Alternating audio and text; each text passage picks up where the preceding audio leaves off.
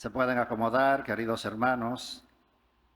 Estamos en el tiempo de Pascua, ya en la sexta semana, y vamos a ver un poco la liturgia de la palabra. Hemos estado leyendo el libro de Hechos de los Apóstoles. Es el nacimiento de la iglesia. Siempre que leamos Hechos, tener presente que es la continuidad del Evangelio de Lucas. Es el mismo autor, tanto de Lucas, el Evangelio de Lucas, como de Hechos de los Apóstoles. Vamos a ver un poco el tema del Espíritu Santo que está presente en la primera lectura y también en el Evangelio el tema del testamento de Jesús, porque el discurso de hoy está dentro de ese gran discurso que es el discurso de despedida de Jesús. Entonces vamos a ver un poco la liturgia. Comenzamos con la primera lectura. Algunos teólogos presentan la historia de la salvación en tres bloques: el Antiguo Testamento dedicado al Padre, el Nuevo Testamento, los Evangelios dedicados al Hijo, y ya Hechos de los Apóstoles y las cartas, el tiempo de la Iglesia, el tiempo del Espíritu Santo. De ahí que se están dando los primeros pasos en la Iglesia naciente cuando vamos leyendo Hechos de los Apóstoles. Si hacemos lectura continua durante la semana, o vamos a misa o leemos el Evangelio, hemos estado viendo también el libro de Hechos de los Apóstoles y algunas circunstancias que se presentaron al inicio. Ayer, por ejemplo, terminábamos ya la parte correspondiente a un conflicto que se dio en Jerusalén y era sobre los nuevos conversos. Están los que venían de los judíos y todos aquellos que venían de otros grupos y otros que no eran de ningún grupo y se estaban convirtiendo. Y se presenta el primer problema, que es si era necesario circuncidarse para hacerse cristiano, porque para hacerse judío sí. Entonces convocan al primer concilio, que se llama el Concilio de Jerusalén en la historia de la iglesia. Convocan a Pedro, a Pablo, a Bernabé y a Santiago. Y luego de varios días escuchando a los apóstoles, pues determinan que no es necesario, que solamente que vengan, que se conviertan, que crean en Jesucristo y comienzan a predicarle el querigma. Le hablan del pecado, le hablan de la conversión y le hablan también de la resurrección, que era necesario, porque los que venían de los judíos sí querían que los cristianos se circuncidaran. Hoy, en el Hecho de los Apóstoles, como seguimos leyéndolo, por eso traigo a colación la semana que pasó en la liturgia diaria, hoy aparece el tema del Espíritu Santo. El próximo domingo vamos a celebrar la ascensión del Señor. Y con esta ya termina el tiempo de Pascua. El domingo siguiente es Pentecostés, que es la venida del Espíritu Santo sobre la iglesia, sobre los apóstoles. En el texto de hoy, Hechos 8, del 5 en adelante, aparece el primer diácono, aparece Felipe. Felipe, que fue elegido recientemente por los apóstoles. Vimos el evangelio del domingo pasado y los apóstoles vieron que estaba creciendo la iglesia. Y como estaba creciendo, necesitaban, además de sacerdotes, otro grupo de hombres que le ayudaran a poder trabajar en la evangelización y también en el tema social, atender la caridad de la iglesia. Y ahí que eligen 7 hombres, lo llevan a votación y uno de ellos es Felipe, que aparece hoy de entrada en la primera lectura. Felipe es el primer diácono y vamos a ver un poco cómo el Espíritu Santo comienza a dar signos en la iglesia naciente, ya no solo con los sacerdotes, con los apóstoles, que ya hemos conocido sus signos que le acompañaban. Ahora comienza con Felipe. Y el primero dice: en aquellos días Felipe bajó a la ciudad de Samaria y les predicaba a Cristo. Primer elemento para nosotros en la reflexión de hoy. Una vez nos hemos encontrado con Cristo, tenemos que salir a comunicarlo. Una vez nos encontramos con Cristo en un retiro, nos encontramos con Cristo en una circunstancia difícil o nos encontramos con Cristo en una fiesta, tenemos que salir a comunicarlo. Fue lo que hizo el apóstol, que ya Felipe es elegido diácono y comienza también a predicar la palabra. Dice que un gentío lo escuchaba. En el texto de la primera lectura vamos a ir viendo los primeros signos del Espíritu Santo en la iglesia naciente. Dice que un gentío unánimemente lo escuchaba con atención a lo que decía Felipe, porque habían oído hablar de los signos que hacía y los estaban viendo. Es decir, que la fama llegó primero. Felipe apenas se convierte, ya tiene un tiempo en el cristianismo y ahí recibe el mandamiento, recibe de ir a acompañar a los apóstoles como diácono. Pero ya comenzó Dios hacer obras grandes en Él, que es lo mismo que hace con nosotros.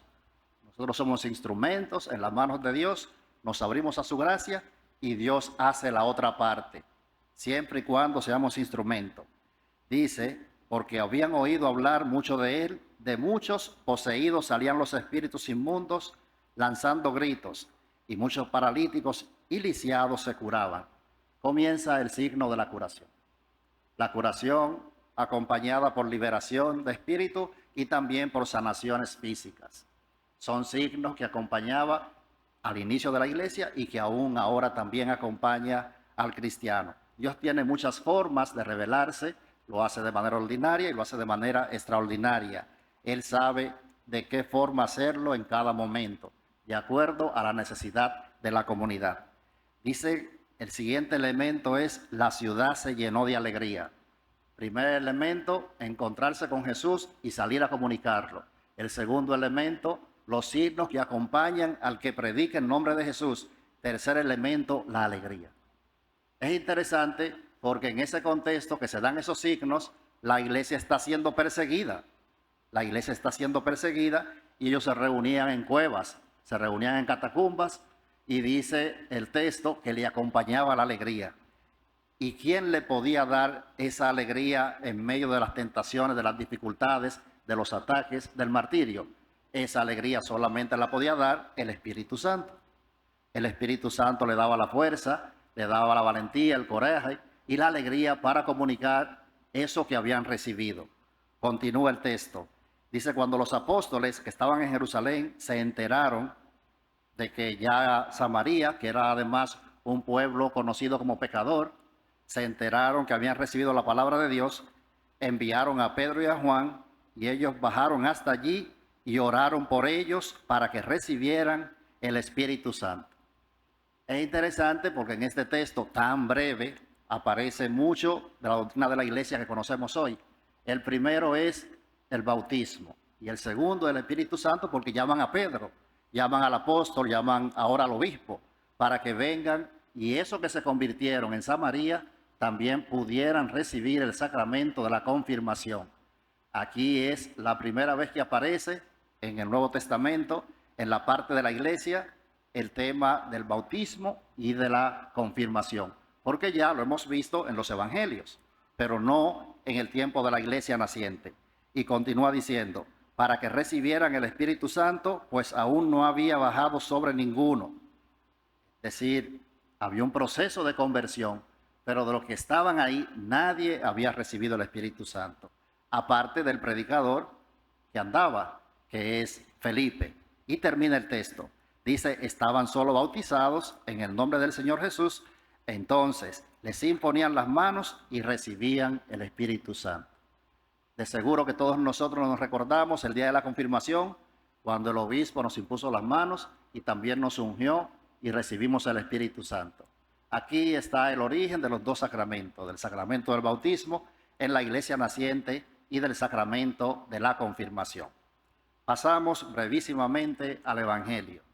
Recuerden que este Evangelio está dentro del gran discurso de Jesús del monte y para muchos teólogos es considerado el testamento para los discípulos y para nosotros. Recuerden dos cosas. La primera, que Jesús habla a los discípulos, pero la palabra de Dios se actualiza y por eso también nos habla a nosotros hoy. La palabra de Dios siempre es viva y eficaz. Primero a los apóstoles, segundo a nosotros. Los discípulos todos tenían una característica que lo identificaba por el contexto histórico y era los discípulos tenían miedo. Eso tenían los discípulos. Todos estaban escondidos, tenían miedo porque no sabían lo que le podía pasar. Y Jesús a esos que tenían miedo le dice esta palabra. Le dice, si me aman, guardarán mis mandamientos. Y uno podría decir, pensar de una manera rápida, si cumplo los mandamientos es porque amo a Dios, o inverso, o porque amo a Dios, cumplo los mandamientos. Esa, la última parte. Una vez los discípulos se encuentran con el Señor, sabe de los signos que le acompañaron a Él, de los milagros que hizo, de lo que se produjo en sus vidas, es ese amor que los lleva a cumplir los mandamientos. Es ese amor que tú y yo hemos recibido que nos lleva a estar aquí hoy. Es ese amor que recibimos un día que nos lleva a salir a predicar, a dar a conocer el mensaje de salvación. Es así, es inverso. Primero recibimos el amor y luego cumplimos con los mandamientos, porque si no, no fuera posible. No fuera posible cumplirlo si antes Dios no ha salido a nuestro encuentro y nos ha dado esa gracia. El primer elemento del Evangelio. Y el segundo, Jesús, como sabe que ellos tienen miedo, le dice, y yo le pediré al Padre que les dé otro paráclito. Me quedo con esa palabra.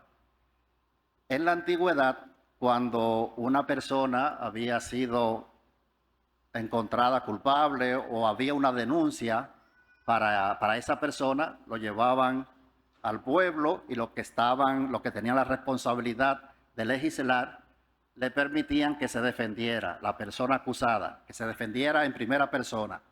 No habían los abogados que tenemos ya hace mucho tiempo. La persona tenía que defenderse ella misma. Si la persona con los argumentos que tenía no eran suficientes, la misma persona llamaba a alguien de la comunidad para que testificara a su favor. Pero no siempre conseguía los votos necesarios para que fallaran a su favor. Tenía una última oportunidad. Si esa persona encontraba a alguien de la comunidad que de manera voluntaria se parara, pero que además de eso era una persona que moralmente fuera aceptada en la comunidad, si esa persona se paraba delante del acusado sin decir una palabra, era suficiente para que nadie más lo acusara. Esa persona que se paraba es el Paráclito. De ahí viene el origen de la palabra. La persona que se para al lado del que lo necesita, el que te acompaña, aún sin decir una palabra. Y Jesús utiliza el mismo término para referirse al Espíritu Santo. Para referirse al Espíritu Santo, que es aquel que habla por nosotros, es aquel que está a nuestro lado, es aquel que nos acompaña. Jesús le dice, les enviaré para que el Padre les dé otro Paráclito que esté siempre con ustedes. Es el Espíritu de la verdad.